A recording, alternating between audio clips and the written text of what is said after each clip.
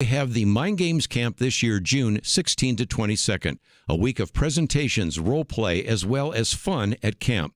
Sign up today at probe.org and help them meet these challenges to their faith. Welcome to Today's Issues, offering a Christian response to the issues of the day. Here's your host, Tim Wildman, President of the American Family Association.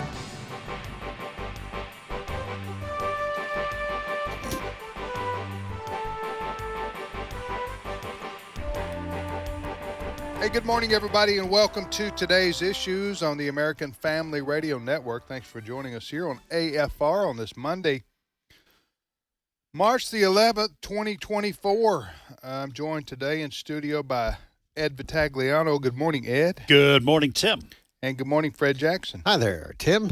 So, you enjoy your week off last week? Or? I did. Okay. Had a good time. Did you just relax, or did you get some things done around the house? Yeah, I got some things done around the house, got some additional writing done, watched some hockey. You had your own little spring break there. Yes, that's right. My wife and I were on spring break. You weren't exactly raucous, but... No, we went, let's see, where'd we go? We went to Kroger. Whoa. And Walmart. In one day? In same day. Yeah, same day, back to back, Tim. I'm just telling you.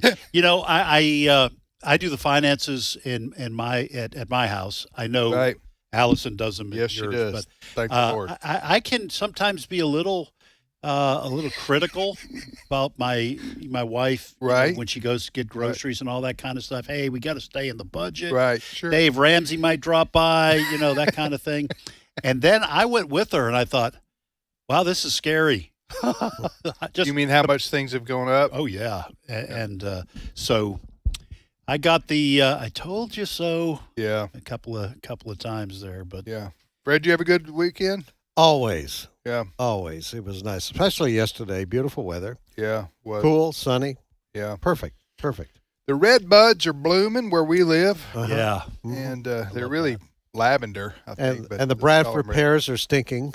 Yeah, yes, smell like Clorox, but they're pretty. In our yard we have our next door neighbor has Bradford pears that line one side of our driveway. Okay, and it goes all the way across our property line, and one of our Bradford pear trees is just completely dead. Uh-oh. And I went to look at it. I think ants got it. Really? Like fire ants and stuff at the base. Mm-hmm. And that thing is just dead as a doornail. Wow. And ants can kill a Bradford pear. I'm guessing that's the cause. Wow, that you look down at the base. And yeah, I looked out a lot of ants, and then I could see that. I guess I wasn't paying close enough attention last year, and they must have got it. So. Oh well, I could either cut that sucker down or wait for the wind to knock it over and get somebody else to do it. Cut it down. All right, so I hope you had a great weekend, folks, wherever you may be going to or residing. And we just thank you again for listening to American Family Radio. A lot to talk about today. Fred, we haven't really discussed, I know the State of the Union was last week. Mm-hmm. Was it Thursday night? Thursday night, yeah. Where Joe Biden, the president, gave, his talk to the nation. So he was criticized for making it sound more like a campaign speech because I think he called my predecessor. He didn't refer to Donald Trump by his name, but 13 times he referred to my predecessor. Yeah, and he does it like this right here. He was yelling a lot. Yes. Like an old man who couldn't hear or something. Did you hear him, Fred? Did you watch that? Oh, yeah. He sounded angry at times, and yes. Hey, you kids, get off the grass. Dial it back a little bit, dude. Yeah. He is getting credit for a pretty straightforward speech. Now, some people said that, he took the right drugs and he was he was okay for an hour. Some people say. Some people say. Some people say. I don't say. Hour and 10 minutes. There were some awkward moments for the president. because Marjorie Taylor Greene, she's the Republican congresswoman from Georgia. Some people were holding signs, "Say her name." And what it was referring to was the very tragic death of Laken Riley, the nursing student in Georgia. And an illegal alien has been charged with her murder. And the Biden administration has been fairly quiet about that. And so basically, Marjorie Taylor Greene not only held a sign, but said, "Say her name." And so this became an unscripted moment for the president in the midst of this speech. And because some Republicans had handed out buttons, and the president received this button before beginning his speech with Laken Riley on it. "Say her name." So he did stop in the midst of this goading by Marjorie Taylor Greene and some others. And he said, yes, very tragic. Lincoln, he called her Lincoln Riley. And her name is Laken. Yeah. Laken. L-A-K. He called her Lincoln. He called her Lincoln. And then he said an illegal alien, an illegal has been charged. Well, this was the sin that cannot be forgiven when it comes to a Democrat for referring to this man who has been charged as an illegal. Right. All right. This is verboten. And by the way, he is an illegal alien. Yeah. That's been proven. So it's not a factual error to call him illegal, but it is not politically correct if you're a Democrat to refer to someone. They use terms like undocumented, right, et cetera, et cetera. So on the weekend, Joe Biden was challenged in an interview with MSNBC about using the term illegal. This is how that went down, this interview on MSNBC, cut number 4. Use the word illegal when talking about the man who allegedly killed Laken Riley. An undocumented person. And I shouldn't have used illegal. It's undocumented. And look, when I spoke about the difference between Trump and me, one of the things I talked about on the border was that the way he talks about vermin, the way he talks about these people polluting the blood. I talked about what I'm not going to do, what I won't do. I'm not going to treat any of these people with disrespect. So you regret using that word? Yes. Yeah, so that's the president I regret using, and I show respect for everyone, including... A couple things. Go ahead, Ed. I was going to say, now, Trump's never referred to illegal immigrants as vermin, has he? Or has he talked about the criminals coming across? He's talked about criminals. He's talked about people coming into this country, perhaps from mental asylums. He has used those terms. He did say poison the blood.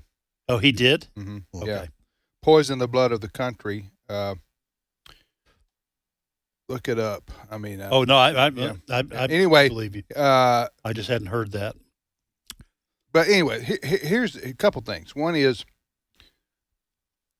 when Biden's talking about this at the State of the Union on last Thursday night, Lincoln Riley is the head football coach at the University of Southern California. Very high-profile name in college football. So Biden, talk about terrible timing thing to do. You know what I'm saying? This young lady, Laken Riley, lost her life, and he calls her something else altogether. Now, if Trump or another Republican had done that, it would be you'd never hear the end of it. Okay. Instead, nothing is said. As far as I know, the president has not apologized for that. Now, he would.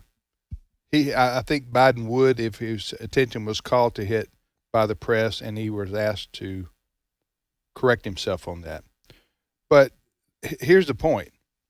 Here he's asking this interview, you referred to this man who allegedly killed this young lady in Georgia as Laken Riley. You referred to him as an illegal, and you heard that. He's apologetic. He wished he wouldn't have done that.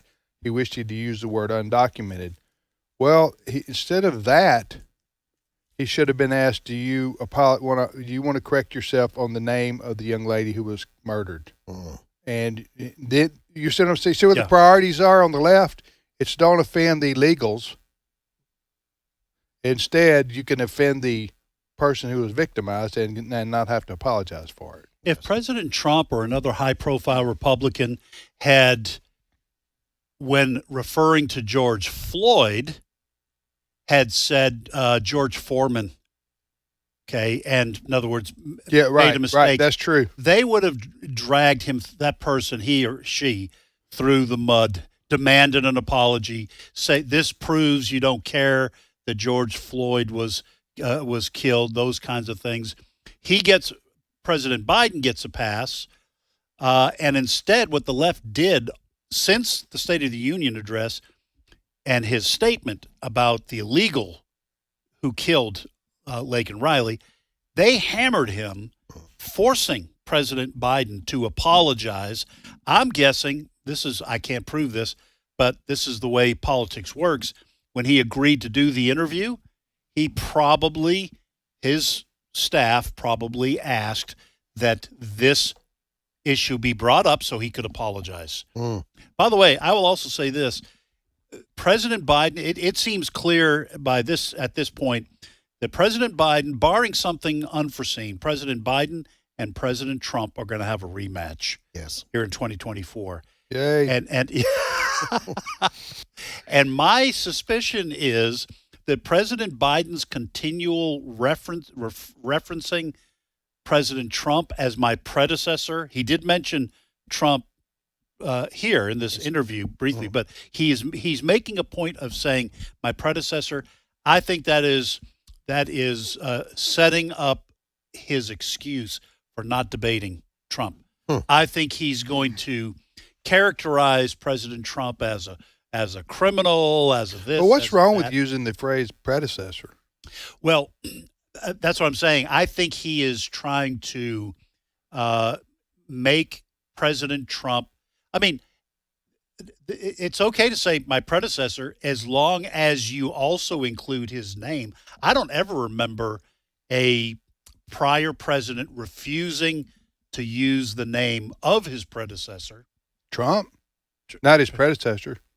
Listen, when it comes to calling Trump names, I have no sympathy. The man calls people names every day, all day. So, predecessor to me is I don't. You're not saying it's wrong. I'm not saying it's wrong. I'm saying President Biden will eventually say, "I'm not debating that guy because he's a criminal. He's been convicted." I think this is a strategy, is what I'm saying, a tactic to allow President Trump to say, "I'm not debating that guy," and not even use his name. I'm not saying it's wrong to do this. I'm saying it's setting the stage for him to say, "I'm not debating that guy." Yeah. I mean, that's just what I see coming. There's no way that President Biden can get on a stage for 2 hours and talk without fumbling around and looking even worse. He's got to find a way to avoid debating, and I think he's going to use. Personally, I don't think the debates matter at all. I don't care if they have one or not. I mean, what are we going to learn? I think there are some that are probably undecided. They're going to tune into that debate. Well, I don't think it matters. I think that there is a danger, and I agree with you. I don't think there's going to be a debate, but I think the reason is the Democrats are scared that in a live debate that President Joe Biden would not fare well. We've seen him in action at impromptu press questioning, et cetera, that if he started to get questions that he was uncomfortable with, right, that he just start yelling. He would begin to babble. Whatever, it doesn't matter what you say. Yeah, just start yelling. Yeah, make a point. But Trump has said, he said, "I'll debate you anywhere, anytime." Yeah. Now Trump is opening himself up to MSNBC asking questions, right? CNN and all that. But Trump doesn't care anymore. He believes the mainstream media's reputation is well known amongst Trump supporters. They expect that. Right. So I think Trump would love to have debates live. He has already said I want 4 debates. Yeah, that's not happening. They No. might get one. They might get one, but wouldn't surprise me if Biden just said, "I'm not debating Trump or Yeah. my predecessor." Yeah. Just because, and personally, this is just my thoughts. My thoughts, it doesn't matter. We can have the election tomorrow.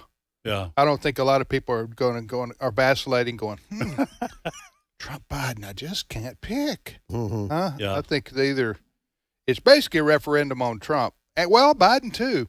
I said the other day, the best thing Biden's got going for him is Trump.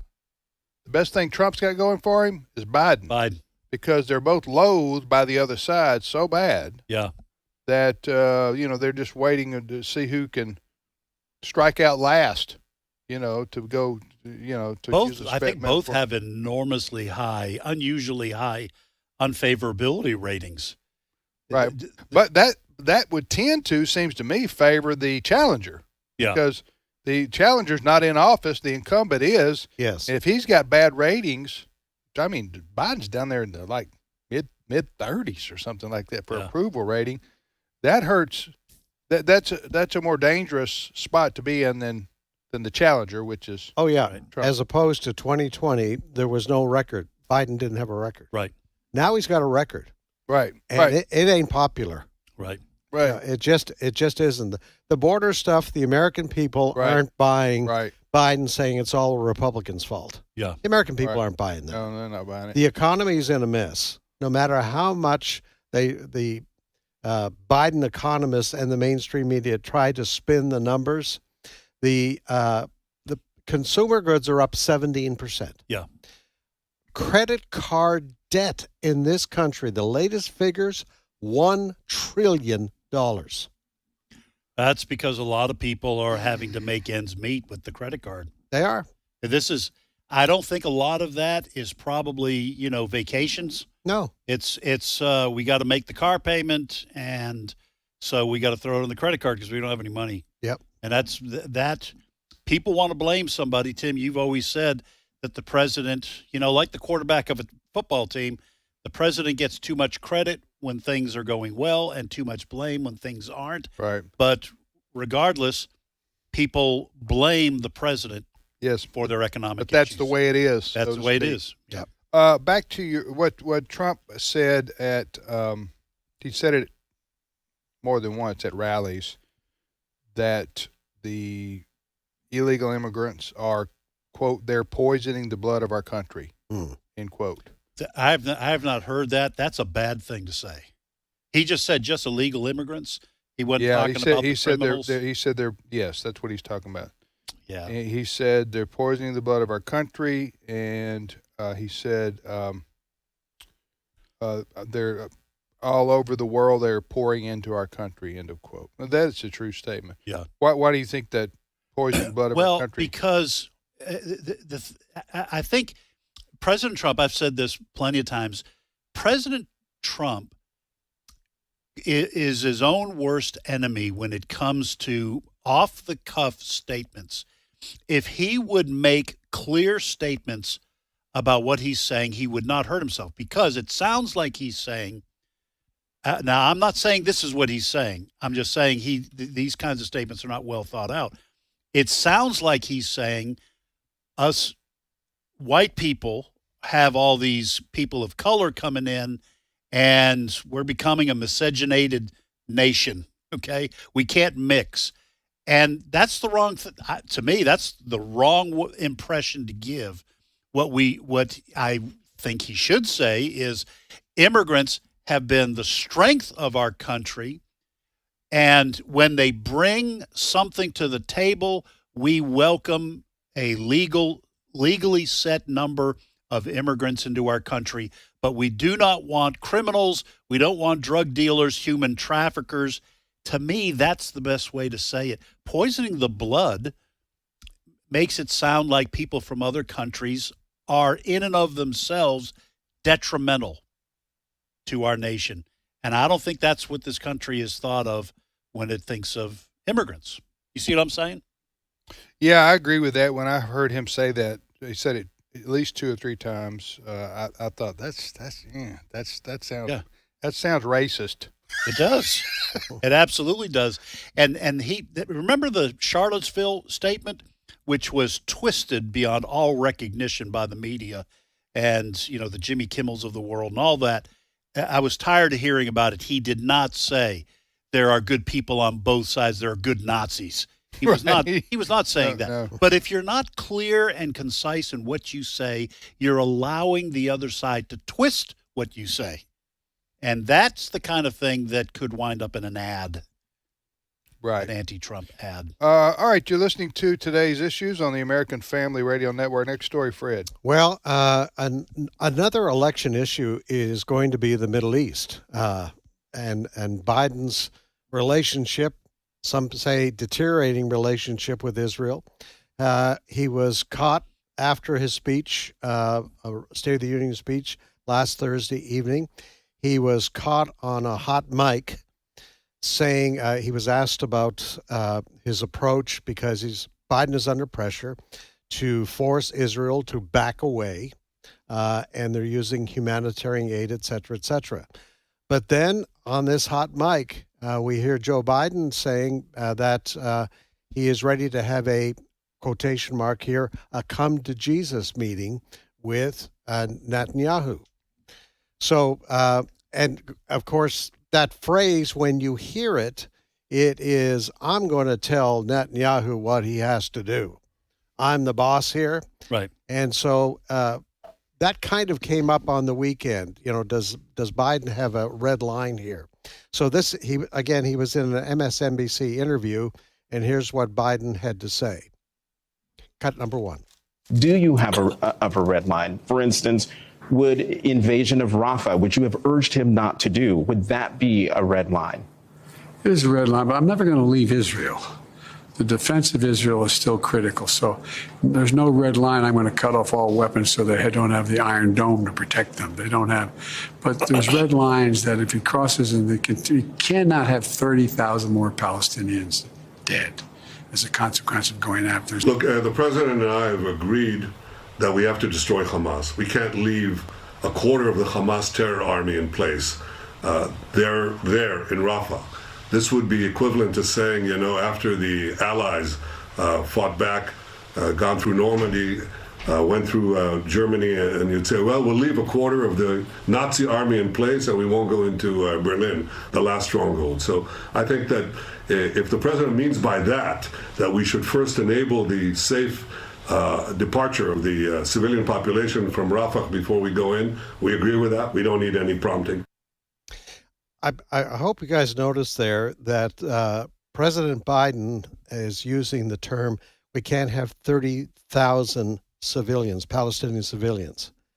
That he is bought into or knowingly wants to use that, and that is a total misconception of what's going on. As the Israelis have pointed out, that 30,000 figure comes from Hamas, the Hamas Health Agency, and it includes the Hamas terrorists that Israel is killing. Right. You cannot kind of lump them in with civilians. So there's Biden using the language of the left to describe what's going on in Gaza. You can't use that 30,000 number unless you are buying into the propaganda of Hamas, which is that's what it is. Yes. It is propaganda to try to win the perception war and to put pressure on Israel to stop. I like what Netanyahu said. We don't need any prompting from the Biden administration. He's being kind of nice, but Netanyahu's saying, we know what we're doing, and we're not going to stop until we root out every last terrorist, Hamas terrorist. All right, we'll be back momentarily with more of Today's Issues on the American Family Radio Network. Stay with us.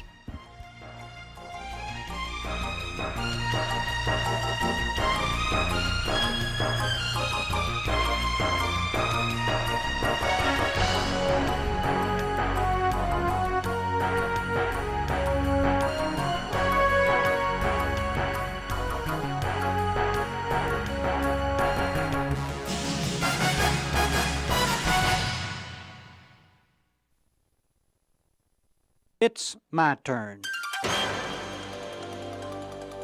Here is your host for My Turn, Don Wildman. Gilbert West was a noted author and educator in England.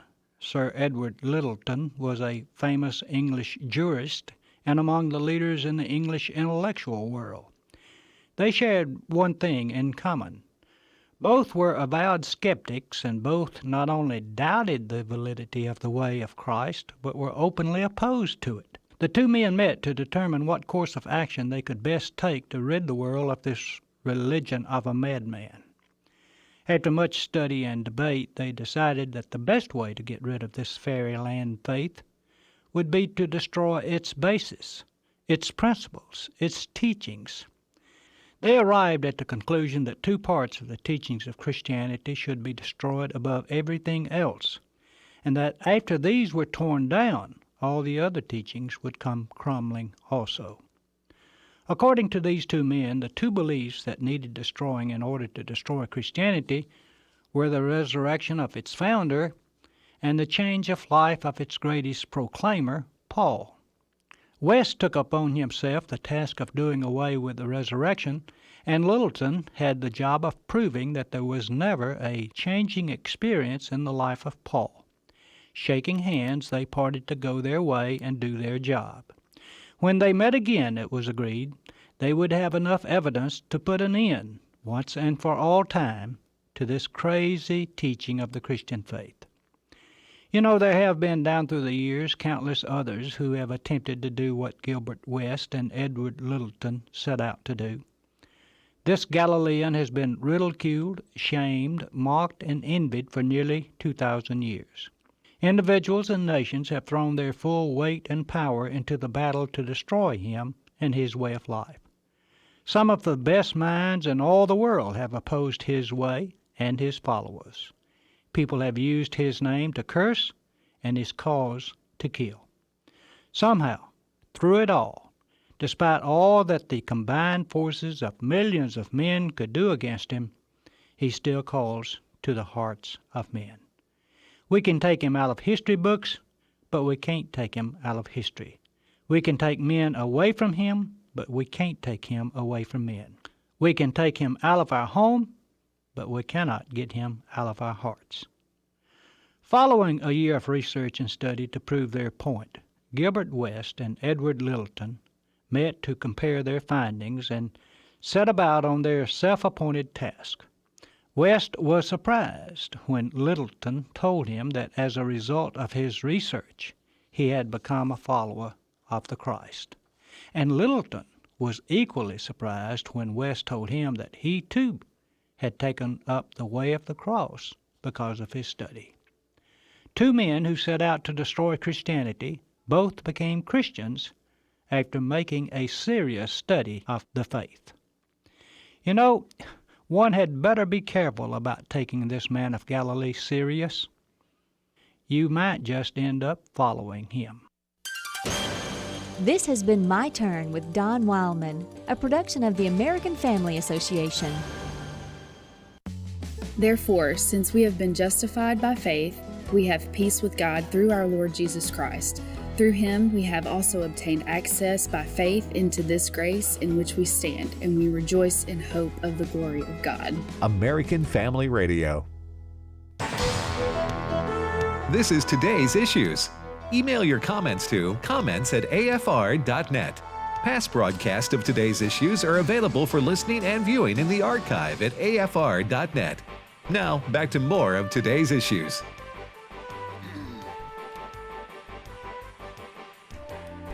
Hey, welcome back, everybody, to today's issues on the American Family Radio Network. Thanks for listening to AFR. I'm Tim with Ed and Fred, and we thank you again for supporting us and listening to us every day here on American Family Radio. We got a lot of 8 Days of Hope volunteers in town and in our area. 8 Days of Hope, of course, has a big project in Amory, Mississippi this week. And that's about 25 miles from where we sit. And so we welcome everybody who's here for that project. Alice and I are going down at lunch down there. Are you really? Yeah. Don't know what I'm going to be. You going to swing the hammer? Don't know. I don't know what they're going to make me do, or what they're going to have me do. Just stay clear. I'm sure that people watch out. Steve Tiber, the director, the founder, he used to say, well, even if you don't have any skill, you can come and you can tear walls out, you can haul lumber. You can do things that require no skill at all. Right. So that's what you expect to be doing. Yeah, whatever Nothing it is. that requires skill. Yeah. Just hope anyway, so we're going to be doing that, but I know a lot of people are volunteering. From our area, but they're also from across the country. Right. That are in town. Some couples from Michigan were here for a tour on Friday. Yes. They came down, and as Steve Tiber has said so many times, I think it's at least 80% of the people who have volunteered through the years have heard about projects through and 8 Days of Hope through AFR. Yeah. Right. And what they're doing is tornadoes struck the area over a year ago. Yes. I think it was. And so the damage that was done to the community, they're there, 8 Days of Hope, to work on restoration, rebuilding, those kinds of projects. You know about those kinds of projects, don't you, Ed? Yes. I do, too. I watch HGTV. Some. I am also a non-skill person. And I'm always amazed at people who post things on Facebook or what have you that are talented carpenters. Me too. I just admire that, but I'm not that person. These guys who know, and ladies who know how to do carpentry and know how to do plumbing and know how to do electrical work, that's like, you might as well be a NBA player to me. To me, it's like magic. It's like real magic. I go, wow, you made that? You created that? Right. You mean to tell me you put all that wiring in and now it works and the house is lit up? Listen, that's amazing. I just am amazed when someone can get crown, molding to fit perfectly, Right. And then the house shifts. All right, you're listening to Today's Issues on the American Family Radio Network. Hey, back to Israel for just a moment. We were talking there. So just to reset, maybe of those who are listening now, there's been some contention, would you call it that, between Biden and Netanyahu about our relationship and how much we're going to support Israel and where we stand as U.S. Is that, how would you frame it right now? Well, I think the tension is this. Inside the Democratic Party, there is growing pressure on Biden basically to withdraw support for Israel. You have a large pro-Palestinian faction inside. It's manifesting itself through the anti-Semitism. The Arab population in Michigan. They're getting people to write uncommitted on the primary ballots, and they were quite successful in Michigan and some other states. And there's prediction we have another round of primaries tomorrow, including Washington State. And this group, kind of Rashida Tlaib, who is the Palestinian Arab member of Congress from Michigan, kind of leading this charge. And they were very vocal during the State of the Union address. So Biden has this pressure inside his party. He also, there are young people on campuses. Anti-Semitism is growing on our campuses. That's a group of people that the Democratic Party depends on for voting. So he's got that, but he also has concerns about he can't be perceived to be totally turning against Israel either, because there are a lot of supporters of Israel in this country. And that led to another exchange. Biden is saying that Netanyahu doesn't even have the support of his own people to carry on in this way in Gaza until it's finished. And Netanyahu took issue to that this morning in the interview with Fox and Friends. Cut number 2. That's over 90% supported my policy of opposing a Palestinian state being rammed down Israel's throat. That's the vote we had the other day. So when people say, well, we have to have this talk with Netanyahu because he's holding back the prospect of this wondrous peace with the Palestinian state, you don't have an issue with me. You have an issue with the entire people of Israel. They're really united as never before in uniting to destroy Hamas and ensure that we don't have another Palestinian terror state like the one they had in Gaza that could threaten the state of Israel. At the moment, the issue is the southern Gaza city of Rafah. That's kind of the last large city that Israel has to deal with. Hamas terrorists are there. They have to eliminate them. And the remains of their leadership. And that's what Netanyahu says. We cannot allow Hamas to regroup, reform again. You also may have detected in that comment there, they are not going to allow for a two-state solution involving Gaza. Right. That's never going to happen again. One of the goals of this war is to make sure that Hamas never regroups and is allowed to take control of Gaza again. That is 180 degrees to what Biden and the State Department, the U.S. State Department, is saying. There's got to be a two-state solution in here somewhere. Wasn't Yasser Arafat 25 years ago with Bill Clinton? I think it was. Yeah. Wasn't he offered a two-state solution? Yes, he was. And even with the Israeli Prime Minister, I remember they were. What was his name? Before Netanyahu. Was it Yitzhak Rabin or who? No, it was after him. Anyway, Shimon Peres. No. Anyway, this would have been probably in the 90s, and Yasser Arafat turned it down. It was Menachem Begin. That goes back way. Yes. Yeah. It may have been Menachem Begin. Are you talking about Camp David? I am. Okay. Was it Begin? Is that his name? There's. I'm going back. So before it started with a B. There's Ehud Olmert, Ariel Sharon. Barak. Oh, Ehud. No. This guy was an army general. Anyway, it was with Yasser Arafat. Maybe I don't see him on there. Anyway, Shimon Peres might have been. No, it wasn't him.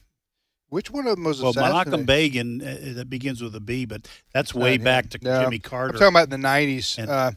This fellow was an army general, and then he became prime minister. Anyway, the point is that Yasser Arafat, on behalf of the Palestinian people, was offered a two-state solution, or at least 99% of what he had wanted, and then he ultimately said no. Yep, turned it down. Because, and this is what Netanyahu and others argue, they really don't want a two-state solution. Right. They want to get rid of Israel. There are political issues and there are political / spiritual issues, and Israel falls into the latter. Mm-hmm. So political issues are issues like, do we spend money on, when I was in my economics class at Boston College, on guns or butter? Mm. Do you spend on military or do you spend on welfare and all those kind of things? Those are just ordinary political issues. Mm-hmm. But what we are seeing in the United States, but also in Western Europe, we are seeing a kind of two-headed monster arise of hatred towards Israel and the Jews in general, not just those in Israel, and hatred towards Christianity. Mm-hmm. These two things are kind of happening simultaneously. And now they do have political roots because there are political issues, but this is a spiritual issue. And really, this hatred towards Israel / Christianity is almost completely located on the left. Mm-hmm. The combination of the two. I know there are, Nazis and fascists that hate the Jews, but on the left, I don't say the Democratic Party per se, because I'm sure there are more moderate, old-fashioned liberals still in the Democratic Party. But a lot of Jews. Yeah. They're on the radical left. This Marxist view of the world is where you find this two-headed monster. Those are the people that hate the Jews, not the Christians. Right. This is, Allison and my wife and I were talking about this the other day. The left's always saying, we're anti-Semites. We, especially evangelical Christians, are anti-Semites. How do you get that? And you go, and you go on, and the left uses this, and they uses this in political campaigns, presidential. You'll hear this. Oh, the right wingers, man, they hate the Jews. You know, I guess they're trying to harken back to the KKK days, and because the KKK was anti-Semitic. You know, right. So, and we're the modern day KKK to these people. To Southern Poverty Law Center. We're those people. We just don't have hoods, white hoods. Right. Other than that, we're the same. We're the same people. That's the way many on the left look at us. Right. Look at people like us. But we were talking, and I said, how do you? They really don't know what they're talking about. These people who accuse us of being anti-Semitic, especially the evangelical Christians in America, are the best friends Israel has, and the best friends Jews have in the world. That's just honest truth. And now a lot of it is related to what the Bible says. Right. Yes, that it's just not. It's not in a vacuum, but still, I'm just saying the treatment of Jews, both here and abroad, by evangelical Christians is very sympathetic. Okay. By the way, the fellow's name was Ehud Barak. Ehud Barak. Ehud Barak. It was in 2000 with Bill Clinton at the Camp David Summit that Yasser Arafat was basically offered a two-state solution, to a Palestinian state, and he rejected it. Now, or at least it was reported he was offered 99% of what he wanted, what he had asked for. Mm-hmm. The point is, these people don't want a two-state solution.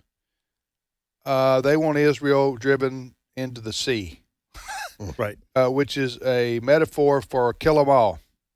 Get rid of all the Jews. The Jews are even in the minds of these rabid Palestinian groups, and Hamas, for example, Hezbollah, and even just generally the fundamentalist Arab world that surrounds Israel. Israel is subhuman. The Jews are subhuman, and they are evil and wicked, and they deserve to die. That's what they grow up with. Right. So I don't know how. So Israel, that's what Israel's facing. So you have to be completely and utterly in control with power and military might. You can't show weakness, or you will die. The reason, and you know what, Israel's in a absolutely no-win situation from a public relations standpoint. Because if they want to cater to public relations, then they'll be slaughtered. They'll be the end of their nation. Will come to be, because they care about how people think about them. Right. I'm serious, because I mentioned this last week, and I hate to say this, but this is a death match. It's either Israel survives or Hamas survives, one or the other. Somebody's going to win, somebody's going to lose, and they're going to control the Israel in the area. So Israel cannot they have to be in the eyes of the world, many in the world, Israel's wrong, because these Palestinian people are defenseless, and they're having their homes destroyed and their way of life destroyed, and they're starving them. Okay, well, such is war. So Israel can say, well, we don't want to be perceived in that way, so we're going to back off. We're not going to do anything. We're going to stop militarily. Okay, well, you do that. Then guess what? 6 months from now, a year, you're back at it. Hamas is bombing you again, and they're killing your people again, and they're threatening your airport and your way of life, and they're throwing bombs into Tel Aviv. You wanted to go through that again? Right. In 6 months, because you care now about what people think about the perception. So I'm just saying, when I say death match, it's us or them. All right, it's like an arm wrestle. Somebody's gonna slam down the arm on the table, and Israel's saying, it ain't gonna be us. We're not dying here. Our country's not gonna cease to exist. And I think Israel has that. They have to have that mentality. If they don't, then Israel will be wiped out. This is a situation where it's no win, and the whole world. The UN's against Israel. Mm-hmm. The Arab Muslim world is against Israel, right or wrong. They don't care about. The Arab Muslim world does not care necessarily about, if they do at all, about whether Israel's in the right to defend themselves. Right. That's why you saw the call for ceasefire the day after Hamas slaughtered 1,200 people in such a brutal fashion. I mean, the barbarians were kinder than these Hamas assailants that went over and slaughtered these people in Israel. To read about that, it just turns your stomach. And the UN had a report on just how bad. The UN. Last week. Yeah, the UN, who's anti-Israel. And so we can't even talk about it on the air, what they did to women, Israeli women. No, we can't talk about it. It's too disgusting. But so Israel now, they have to go in and do whatever they can to clean it up, do the most that they can to clean it up and to have security going forward. But every move they make is second guessed by Biden now. Yeah. And America is the best friend Israel has. And if but even Netanyahu is saying, listen, I'm paraphrasing basically what I got from his interview was, we can't take dictates from Biden on how we handle our security and the war. We can't do that. We can't be second guessed every other day about what we're doing and how we're doing it. Okay, so said all that to say, so are innocent people dying? If you want to call innocent people the Palestinian people living in Gaza who aren't combatants, that is true. They are. They're collateral damage, as they say. I don't mean to sound callous, but you know what I'm saying? Yeah, collateral damage means outside the two warring armies. That is happening, and their homes are being destroyed. That is happening, yes. This is a war, and Israel's retaliating, and this is what happens in war. So, but for these people to call for a ceasefire almost a day after Hamas slaughtered all those people, I'm going, who in the world does this?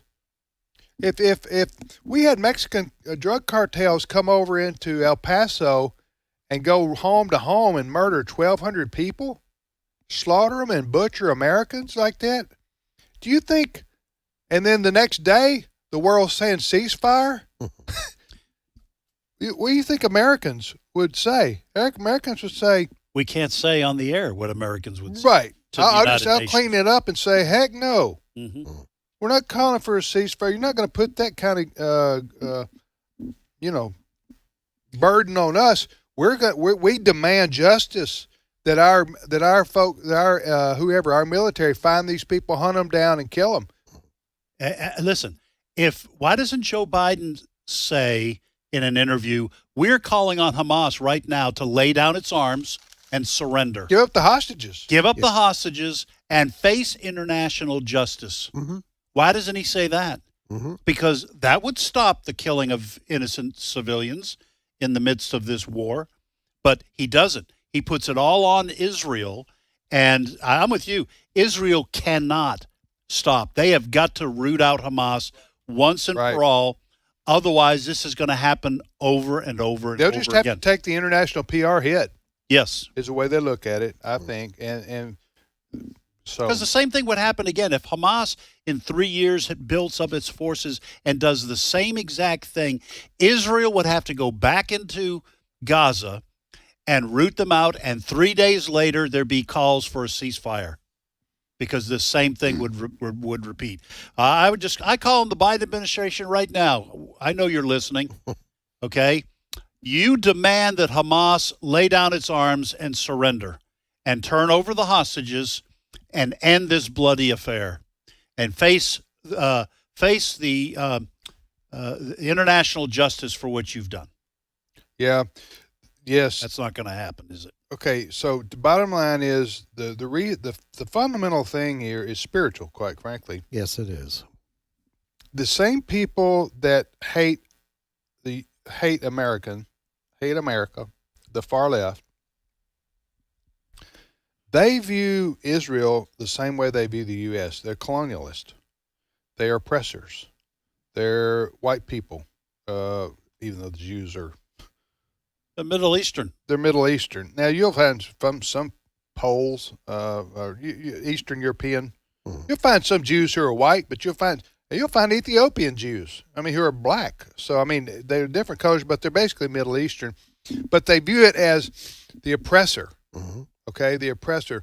In the same way they would say, okay, Europeans took over the land of the indigenous people, and therefore Americans are living on stolen land. This is how these people think. Right.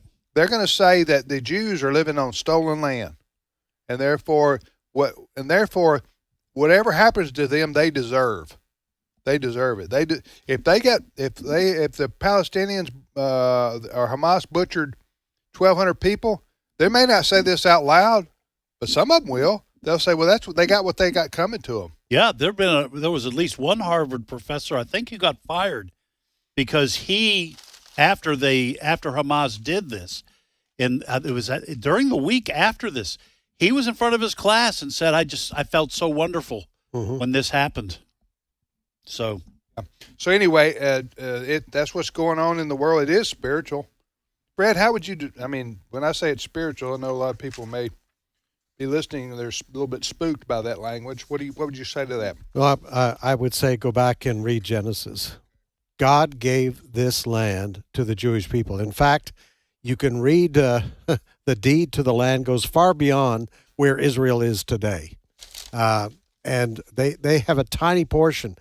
And in the name of trying to keep peace with the Arab world, Israel has given up even more land. I mean, you talk about the West Bank. They gave all that up. Nazareth is under Arab control.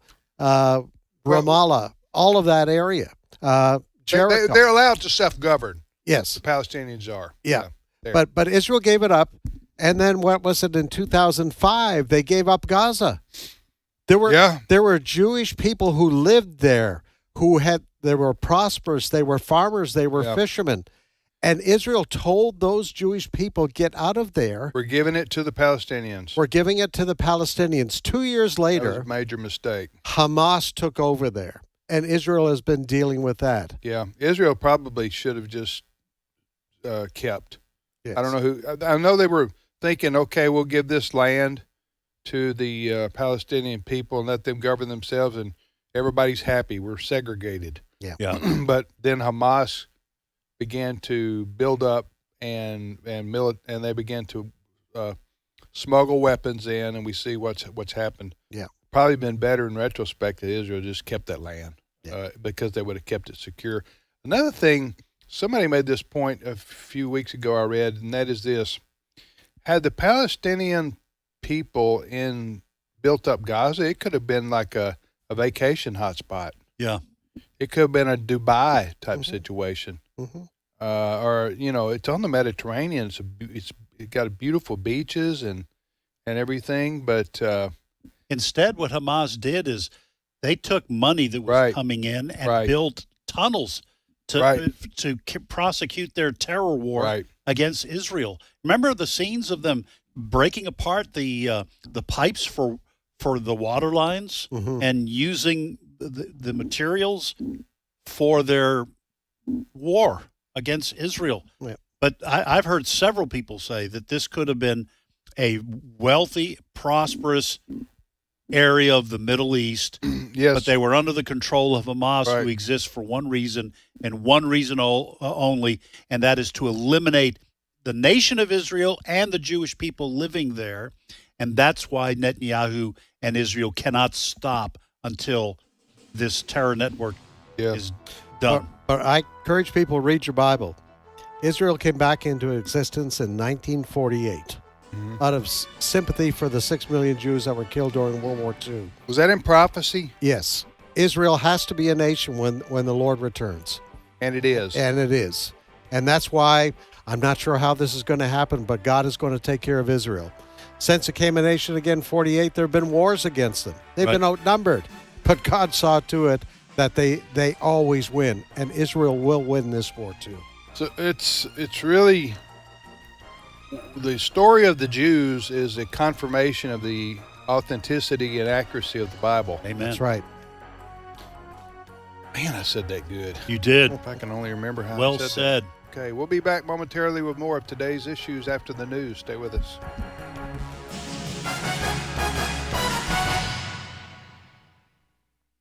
The views and opinions expressed in this broadcast may not necessarily reflect those of the American Family Association or American Family Radio.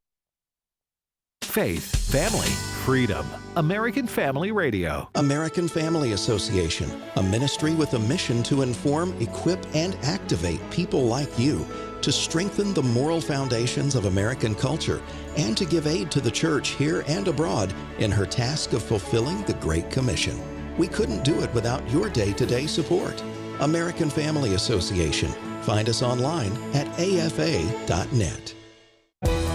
This is American Family Radio, a listener-supported ministry of the American Family Association.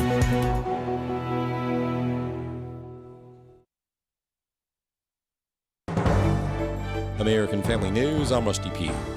Pressure is being put on Israel to let up in its mission of destroying Hamas. Even from Washington, there is talk of, quote, letting off the gas. But Israeli Prime Minister Benjamin Netanyahu says that's not going to happen. Ultimately, it's Israel that has to decide. Our neck is on the line. Are they encouraging you to get off the gas, though, Prime Minister? Well, I'm telling you that we're not getting off the gas. I'm telling you that we have to take care of Israel's security and our future, and that requires eliminating the terrorist army. That's a prerequisite for victory. That victory is important not only for us, it's important for the civilized world as we're fighting these barbarians. And that's what we're going to do. We're going to defeat Hamas.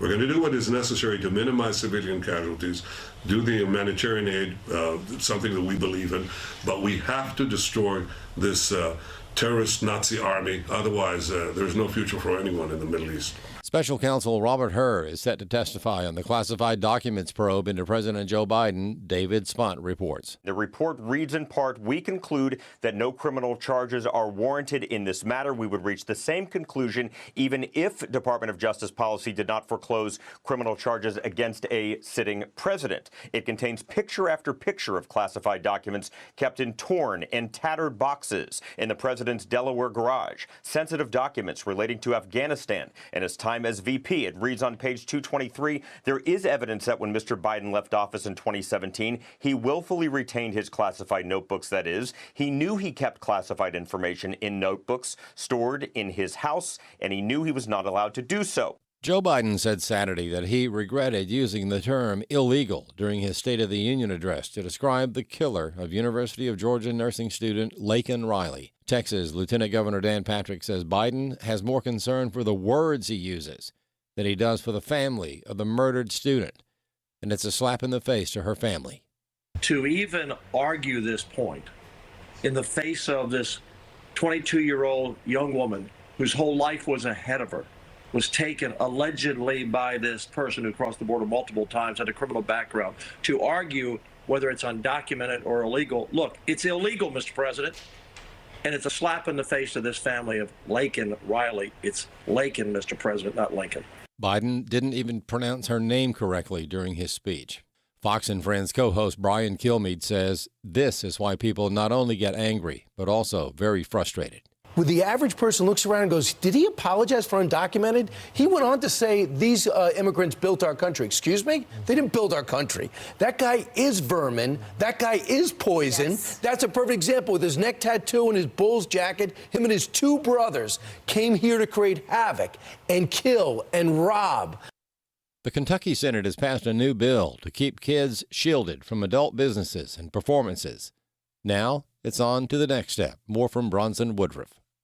David Walls is the executive director of the Family Foundation in Kentucky. He said Senate Bill 147 is a simple, straightforward, common-sense bill to protect children and families in the Commonwealth of Kentucky by protecting them from the adverse effects of adult businesses and inappropriate adult performances. He said these protections would also include putting on this sort of conduct and performances on public property. Unfortunately, we've all seen just a extremely concerning trend of some of these highly sexualized performances, sometimes even drag shows that are being marketed to and targeting children that have taken place on public property. I asked him if he's seen more efforts increase in recent years to reach children with this sexually explicit and often inappropriate content. It absolutely has, and we heard a testimony related to that in the committee hearing on this bill.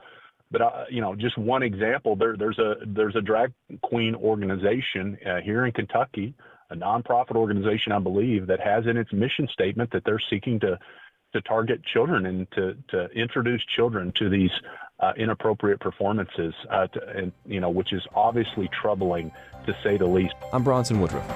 For American Family News, I'm Rusty Pugh. Forget about Facebook. The last 10 days we've been banned twice, and is unbanning a word? They put us under the ban. Christians and conservatives. Don't need you, YouTube. Banned one day, banned again. AFR programs are now live streaming on the AFA streaming app. Now you can get shows like today's issues straight from the source. Put back on the next. Just say unbanned. Unbanned. Just search AFA streaming or visit streaming.afa.net to sign up. Today's Issues continues on AFR with your host, Tim Wildman, President of the American Family Association.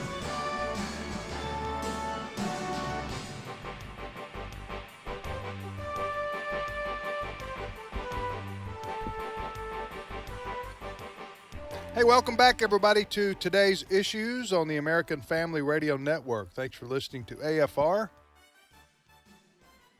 on this Monday, March the 11th.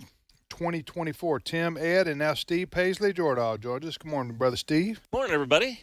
So, Steve, Yes. Your home is about 20 miles from here.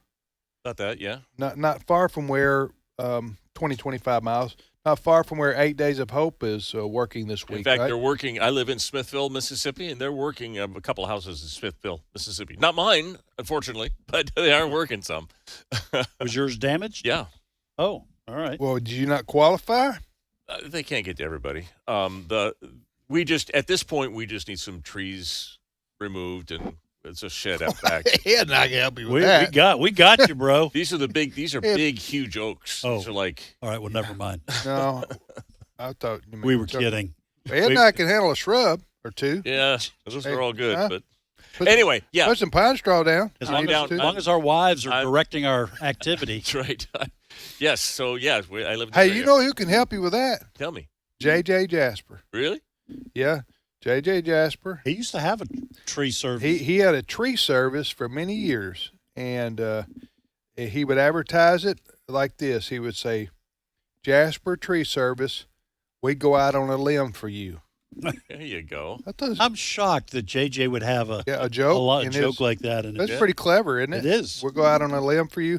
Anyway, he knows all about that. Well, I don't want to talk about my house. I do want to talk about Amory, though. What's going on there with 8 Days of Hope? Yeah. So our church, First Baptist of Amory, is hosting a lot of these people. There are. I just talked to Steve this morning just to get my numbers straight.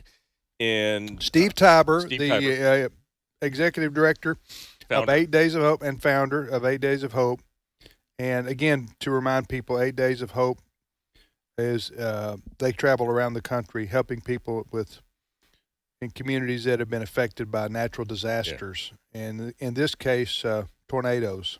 Yeah, in this case, a tornado. They are planning to have, overall this week, they're going to have about a little less than 1,800 volunteers from around the country, the world, Canada, and other places as well. I met a lady in my church on Sunday morning who was from Covina, California. Now, my grandmother lived in West Covina, California, and I spent summers down there, so I know all about Did you Covina. go up and speak to her? Yeah, she came up to me, actually. She came up to me because we were singing in the choir. She just wanted to talk. But how did she know you grew up there? She didn't. She came up to me to talk about the music. We have some pretty good music at our church, and I was singing in the choir. It's just a coincidence. Yeah. Wow. What did she think of the music? Well, she loved the music. Oh, okay. Yeah. But who wouldn't? I know, right? But she was in town. She was in town with 8 Days of Hope, and a bunch of them are staying at our church, sleeping in sleeping bags on the floor. But on Saturday, my wife and I went around. We went and interviewed Steve Tiber, and then we went to one of the places that they're working and talked to the director, the lead 8 Days of Hope person out there, and to the homeowner. And then we went that night to their dinner and their banquet. They have a big, huge tent out there, and they can fit everybody under it. They fed 1,500 people in an hour. They are so organized there. Yeah. And so they're doing a lot of stuff there. And anyway, if you don't mind, I talked to Steve, and he has a little bit of what they're doing and how many people came. I hope I didn't just totally undercut the clip by telling you all this, but let's listen to clip 12. We have over 500 volunteers from the state of Mississippi here this week, but they're also coming from New York and Rhode Island and California. They're coming from Canada. You know, we had a volunteer the other day say, Steve, I'm coming, but where is Amory, Mississippi? Well, they're going to see Southern hospitality to its fullest. They're going to meet the sweetest people. And to be right here in our home backyard where we train people and our national headquarters is priceless. Today, we're rebuilding homes. We're doing 20 roofs, and families are getting brand new windows installed and flooring being put down. But some of the most simple things, tarping a roof and removing a tree off of a house, to be done a year after, I mean, that's not what we've seen in the past. Yeah, he said that they've been to a lot of tornadoes, and this is very unusual. I don't know that he's ever seen one that has still this much to do after a year. It was real extensive damage, and a lot of the houses have been rebuilt, and they've torn down a lot of the damaged stuff, but trees are still into yards and houses, and it's hard to get them out. I mean, is this a matter of insurance not paying, or how does insurance not pay to have a tree removed? Some people may not have insurance. Oh, well, I think, guessing. Yeah. I don't know if you're allowed to have a mortgage without having insurance, but I don't know. I know that they do homeowners. They don't do rentals. Yeah. And they're still dealing with that kind of stuff. Okay. I was in a house, I've told this before, where a tree came through the roof. Yeah, you have told that. I survived it. You know what I'm saying? Yeah. But it was Allison, my wife, and I, we were over at this is 25 years ago. We were over at her parents' house, which is not too far from here. And it was a spring night where tornado warnings were out, you know? Yeah. Like a lot of people in the country know about those kinds of nights, especially if you live in the tornado alley, so to speak. But anyway, this wasn't necessarily it wasn't caused by a tornado at all, but it was caused by high winds. Mm-hmm. And they live in a pine tree thicket, and man, we were out standing out front door. Allison and I, we were listening for the storm, I guess you could say. You know how people watch and listen, right? Even though there's not anything you can do about it, even if you do see one or hear one, right? You could run about it, but you think you're doing something important. To stand there and look at the sky. You know what I'm talking about? Yeah, no, I know. So we're standing there looking at the sky, listening. It was night, and then this crash, kaboom. And what had happened? A huge pine tree had fallen, and come right through the roof, and then through the ceiling into the den. Into the den. You talk about a surreal moment. Yeah. You're going like. Where you guys usually sit. Yeah. Oh, yeah. No, they were in there. Some of our family, a couple of our kids, and maybe all three of them, and my father-in-law, my mother-in-law, they were around in there. And that must have been terrifying. You didn't know when you went into the house. the Thank God it didn't hit them. Yeah. It didn't hit them. It could have. What'd you say? You didn't know when you ran into the house what had happened. Find. No, I thought it sounded like a bomb went off, you know? Yeah, no, you're right. Didn't know what we'd find. Yeah. Just a few steps, but it's like, man, it could have killed somebody easily had the tree hit them. But anyway, I just remember, that's one night I'll never forget. Yeah. It never, you know. I've done that, by the way, outside looking at the storm. Right. It's pretty awe-inspiring, not in a good way, but it's just that kind of the power of nature. It is amazing. Yeah. Well, that we did think we heard the tornado go over us that night. Yeah. Not touch down. I did. Oh, you talking about the one that hit Amory? That 8 Days of Hope? Yeah. You heard it? I don't know about yours. Yeah. Oh yeah. Oh, we were huddled down. How far were you from where it was? 0 feet. Oh. I mean, it hit our house. It jumped our house. It went right over our house. It hit the trees in front of our house. So you had 10 feet, Steve. Come on, man. I don't know. What, 0 feet? It shook the house. It shook the house. Mr. Technical. Okay. It shook the house. Yeah, well, it was 2 miles wide at Where some point. were you in the? Were you in the bathroom with the doors closed? We were actually, our safe spot is in a hallway. It's kind of a nook that goes into our bedroom, and it's just a little part of the hallway. So we had blankets and pillows and cushions, and Heather and I and the dog. And I mean, when they say it sounds like a freight train, it sounds like a freight train. And then it gets louder and louder, and all of a sudden the house starts shaking. It starts shaking, and you don't know what's going to happen. And then, but you're right. You're right with God at that point. You get right. My wife was praying out loud. I was praying very loudly in my mind. We're not Pentecostal. We can't both pray at the same time. So. And you both can't pray out loud. Right. Because that's like a church. Yeah, exactly. That's like charismatic church exactly. service. Our dog can't translate, so Yes. interpret. Oh my goodness, boy, the power of and we're about to enter into tornado season. Yeah. So, all right, Steve. Good. What's the first news story you have there? All right. I'd like to talk about the COVID vaccine. Oh man, let's do it. Huh? COVID vaccine. COVID vaccine. Dr. Peter McCullough is one of the researchers. He's a heart surgeon, cardiac surgeon, and he's been doing research into this. And he's one of the ones early on that was saying, watch out for these vaccines. They're not tested enough, and there's something wrong, something going on. He's the one that writes about the spike protein and how long it lasts in the body and everything. He was in Australia talking, and I didn't bring any clips. I haven't cut them yet, but I do have what he said. So basically, he said that that no one knew how long the spike protein would last. They had tested him out about 3 months, but after 3 months, all bets are off. They had no idea. They know that there's about 4 major different kinds of illnesses, diseases that you can get from the vaccine, according to his research. Now, CDC won't cop to this or anything, but, they will part of it. The vaccines cause myocarditis, and I think there has been some acknowledgement by the CDC. Now, this is, by the way... That's inflammation around the heart. If I have the numbers here someplace. Okay. If you got the shot, there's different concentrations of this spike protein in different vaccines, different batches of vaccine. So, he says, all of you took the shot. Think about it. Did you have a sore arm? Did you get sick afterwards? If not, you're fine. You don't worry about it. Just under 2/3 who took the shot, and they have some minor side effects, but they appear to be okay. You're good.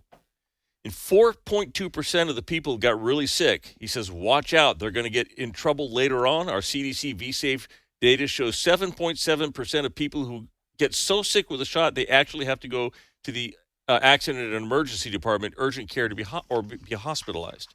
Now, the 4 different, he says, cancer wards are exploding around the country. And by his logic and research and study, the only thing he says can account for it is the COVID vaccine. The 4 different, 5 actually, different diseases: cancer, myocarditis or heart inflammation, neurologic like ischemic and and strokes, blood clots. The third is blood clots is the third one, and they're worse than they've ever seen in blood clots, like extending the whole length of your leg, for example.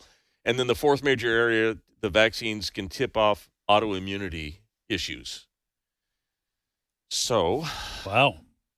So Pfizer's not hiring you, Steve, to be their spokesperson. Oh, so you give that up. Shoot, I thought. Pfizer, Moderna. Listen, there's a lot we know now that we didn't know then. When the vaccines were being pushed, in the fall or this November, December? When was it? Actually, December? the reason that I brought this in is today is the 4-year anniversary of them declaring a pandemic, the CDC. Or today is? Health, today. So in 2020, on March 11th, 2020, they declared a pandemic. You know why? Because it had left China and was going Italy. I think it was spreading like wildfire in Italy. Everybody remember this? Yeah. From the videos. TV, huh? videos. We were watching videos, and people were dying in Italy. I mean, like dropping like flies. At least that's what we were seeing on the news accounts, right? As we found out later, those were mostly elderly people dying in Italy. Yes, there's a lot we did not know, and there's a lot that if we had known, we would have done better. But let me say this unequivocally, I can say there were people like Dr. Peter McCullough and others who were saying, wait, stop, this isn't right, something is wrong, and the CDC buried What them. was wrong? You mean stop what now? Saying that the information coming out of the CDC, they were burying information about ivermectin and hydroxychloroquine, Oh, you're for talking example. about, hold on, excuse me. You're talking about down the road several months from the time period we're discussing, right? I'm saying that Peter McCullough and his crew and a bunch of people like him knew well before the CDC ever. They're just now acknowledging some of this stuff, and they were warning about it 3 years ago out of the 4. They were warning about it. They said this something's wrong. We're starting to see, anecdotally, we're starting to see things. Then research-wise, we're starting to see things. And to this day, the CDC still hasn't copped to a lot of what they found. So, yes, we didn't know a lot of stuff, and it was new and everything.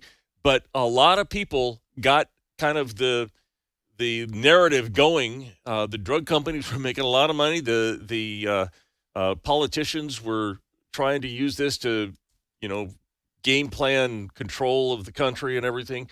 And it is astonishing as we look back. It's astonishing how quickly even corporations bowed to the so-called experts in the federal government, the health experts. My wife and I mentioned the first hour that I was off last week, so we went and did a little grocery shopping together. She's usually the one who does What a vacation trip. That's awesome, man. Y'all did that together? Yes. Was it like a full afternoon, or did you go down every aisle? Can I sorry. finish my story, I'm sorry. Diane? Yes. This is what happens to me all the time at the house. Okay, I won't do that. Okay. Anyway, I was telling her as we were walking up, I said, it seems like 100 years ago when we had gone to Walmart. You remember they were only letting a certain number of people in the stores. Mm-hmm. People are standing in line. You had to be 6 feet apart. The aisles had arrows. You could only go one different direction. They were counting how many people were in the store. All that kind of stuff that seems like 100 years ago, but that's just 4 years ago. That you're saying it's 4th anniversary. Yeah, it was a long 4 years. Mm-hmm. Yeah. All right. The RNC has new leadership. Ronna McDaniel has left, or was ceremoniously. Not Run DMC. No, Ronna McDaniel. The RNC. Romney. Republican National Committee. RNC, the Republican National Committee. Yes. The head of the I see now. Yeah, it was the RNC, not the RNC, and Laura Trump has been hired as, according to this, the co-chair. How in the world did she get that job? I don't know. Who does she know? I don't know. I see what you did there. Sounds like she knows somebody. Yeah, it's like she got an inside track. I tell you, a lot of people are commenting it is a sign that Donald Trump is consolidating power within the GOP because, it was just like last weekend that Nikki Haley dropped out. Right. And so there's a lot of. Oh, he's the godfather of the Republican. Right. Well, now there's nobody else rallying. Donald Trump absolutely controls the Republic. He's taken over. Yeah. Right. It's not. They should really rename it MAGA, because it's not the. And a lot of people say, well, good. Yeah. But I'm just saying that he absolutely credit due for him. Ronald Reagan did the same thing. He did when he did elected. Yeah, 1980. But Donald Trump absolutely he runs the Republican Party now. So this is what Laura Trump is saying about the election. She says, "We've been playing checkers, and the Democrats have been playing chess." So, well, whose fault is that? That would be the Republicans' part, and I'm not Republicans. It might rhyme with Ronna McDaniel, but I don't know. I don't want. Okay. So anyway, Laura Trump is saying we're going to start doing what the Democrats. If this is the way the game is played, we're going to legally, as far as the law allows, we're going to be harvesting ballots. Good. We're going to be asking people to file or vote early. Good. Right. and all the Good things. for that, Laura, because that's what should be done. And we're not talking about doing anything illegally. No. This is what it's good for her for mentioning that, especially at the ballot harvesting. I don't even know how to do that exactly, but I do know what it is. Well, you go around. I'll tell you what they're going to do. The Democrats have been going into the inner cities in ballot harvesting. Right. Ballot harvesting, by the way, folks, is you send in representatives of your political party. Right. They go into a particular area. I'm going to explain where the Republicans are going to go. And they find people who ordinarily would not vote, and they say, hey, here's a ballot. I will help you fill it out, and I will take it, throw it in batches, and we'll deliver it. There were comments and questions about whether these people were getting paid with $5 or gift cards. The Republicans are in part going to go into churches, and they're going to say, listen, we will take care of your ballots right here. You can vote early. We'll sign you up same day if it's same day registration, and you can vote, and we'll collect the ballots. Listen, I don't like it. I don't either. I don't like it. I think we need to have voting day, and everybody votes on that day, not voting season. Right. But what I say doesn't count anymore. Right. Because these states are doing this early voting. I'm with you. A lot of people. That was what we all experienced growing up, and it looks like that's gone. The only reason one other thing, the only reason you should be able to, in my mind, should be able to get an absentee ballot is if you're going to be absent. Right. If you're going to say, well, I'm going to be traveling on election day, so I want to go vote early, or you're a housebound person and somebody can verify that. Right. Where you can't family members, Yeah, but anyway, go ahead. That's my thoughts, because it's ripe for fraud. Yes. When you have all this mail-in stuff. It is. Go ahead. A lot of conservatives live in the land of should. They can't get past what should be. It should be a one-day voting thing, and they can't get past it, and say they fight for that and they fight for that. I can't.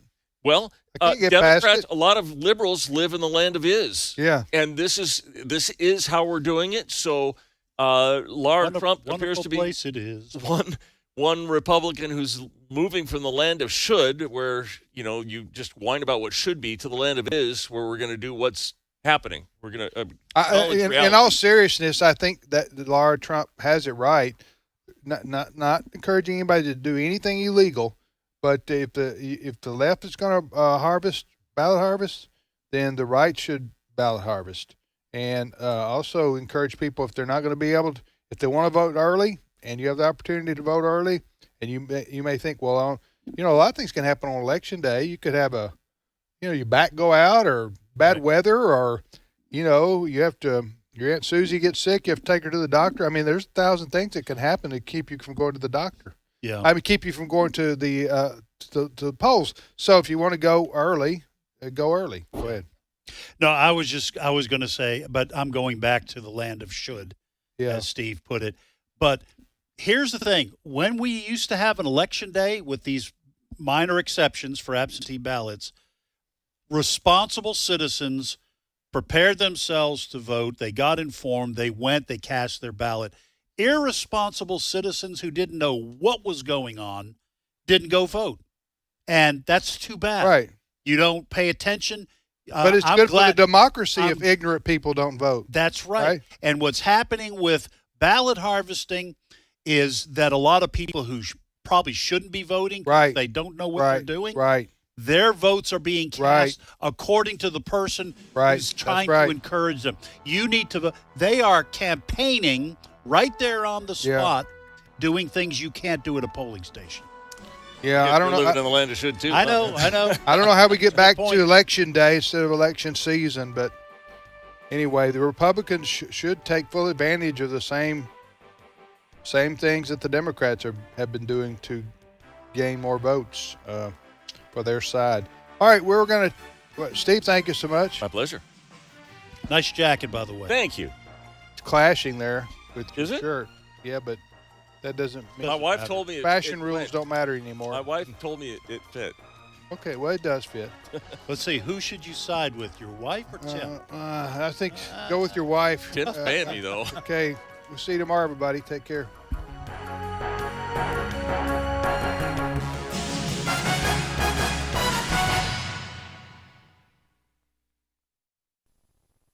Spiritual Heritage Tours with AFA President Tim Wildman included